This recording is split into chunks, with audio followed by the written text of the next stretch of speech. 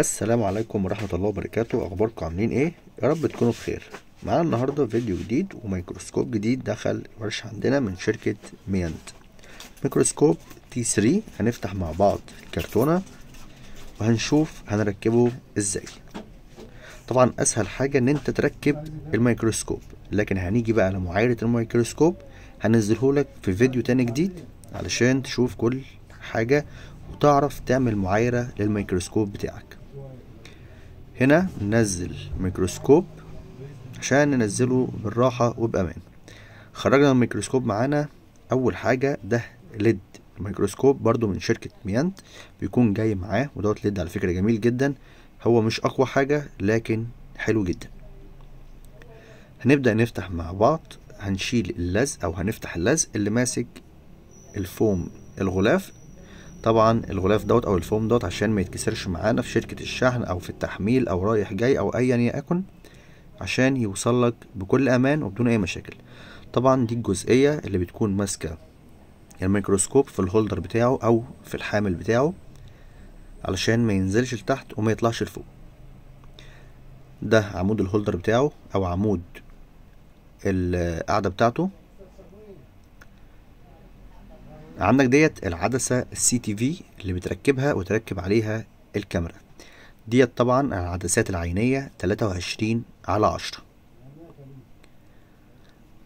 ده مسمار علشان تمسك بيه الميكروسكوب علشان ما يلفش معاك في القاعدة بتاعته. وديت مفاتيح ألان كي. وديت جلد علشان تركبها في العدسة العينية. أنا طبعا جايب جلد أحسن من ديت علشان يكون فيها غطا أقفل وافتح براحتي عشان التراب.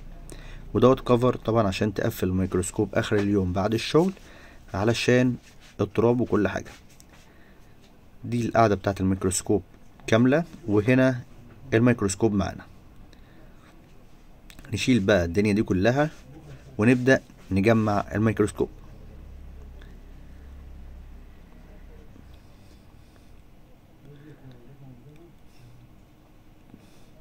أول حاجة هنفك الثلاث مسامير ديت، وخلي بالك علشان الورد ديت متضيعش منك.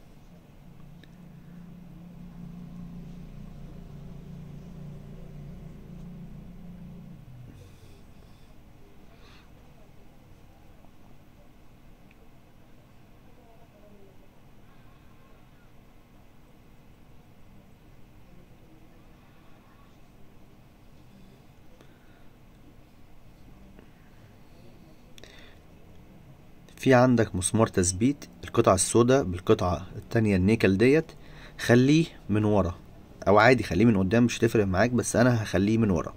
وهبدأ اركب عمود الهولدر في قاعدة الهولدر نفسه علشان نجمع كل حاجة مع بعض. هنركب الورد والمسامير ونربطهم كده تربيط خفيف. بعد كده هنكمل تربيط بالمفتاح الألان كي اللي جاي ورا الميكروسكوب.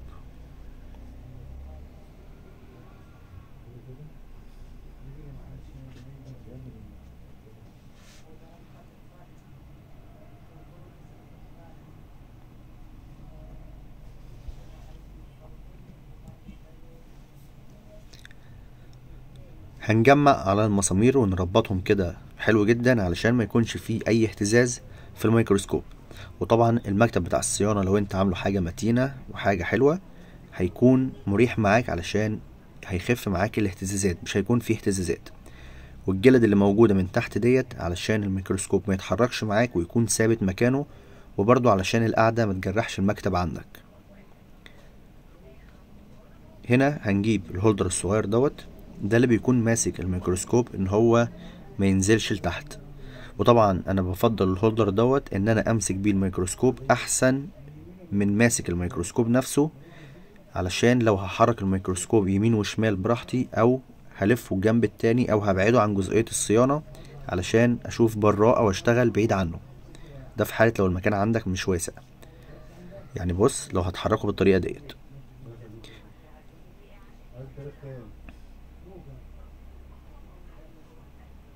الفتحة الصغيرة ديت اللي موجودة خلف الميكروسكوب، لو انت اللي موجودة خلف عدسات الميكروسكوب، لو انت هتحط عندك مثلا عايز تحط شفاط عشان البخار اللي بيطلع عندك او عشان الابخرة الدخانة اللي بتشتغل بيها اللي بتكون موجودة في الراجينة او موجودة في الفلوكس عشان ما تتعبكش. او لو انت مثلا، انا عندي هنا جايب لها مسمار طويل ومعلق فيها سلك القصدير، البكرة بتاعت سلك القصدير انا معلقها فيها كده. لو احنا ربطنا الميكروسكوب بيثبت، مش هيلف معانا يمين وشمال.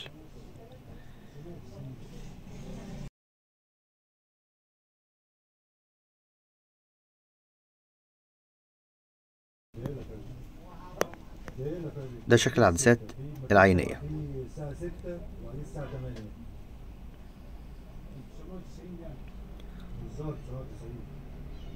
طبعا لو انت ركزت العدسات العينية ديت برضو فيها تقريب، عشان لو هتستخدمها برضو ان انت تقرب بيها او تبعد بيها. طبعا احنا بنقفلها لحد الاخر ونركبها.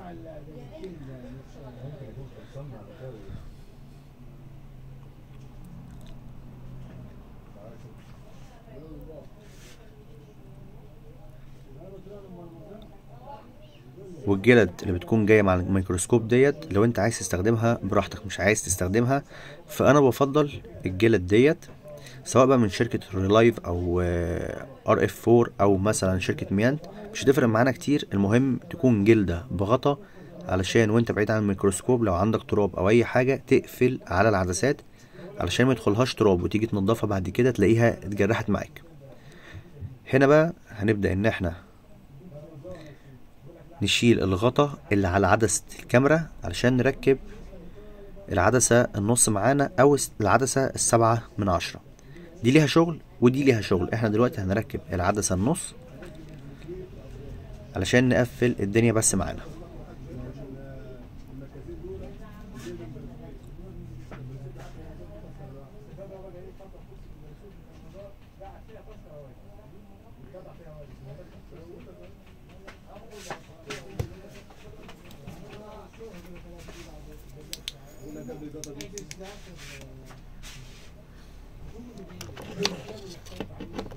هقفله لسه. ربطنا مع بعض العدسة النص وثبتناها كويس. هنجيب بعد كده ليد الإضاءة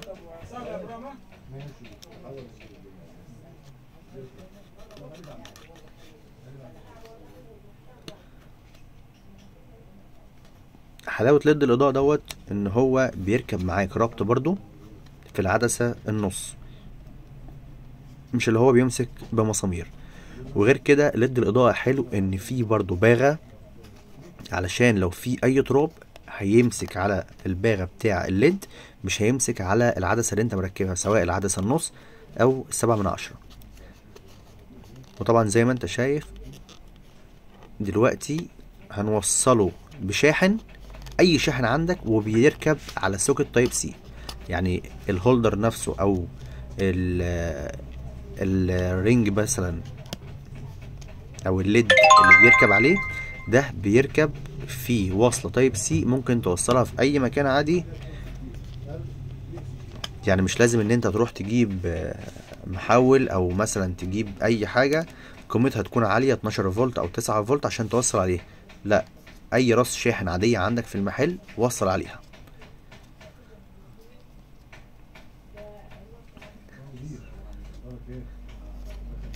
طبعا هنا انت بتركب العدسة CTV من فوق عشان نركب عليها الكاميرا.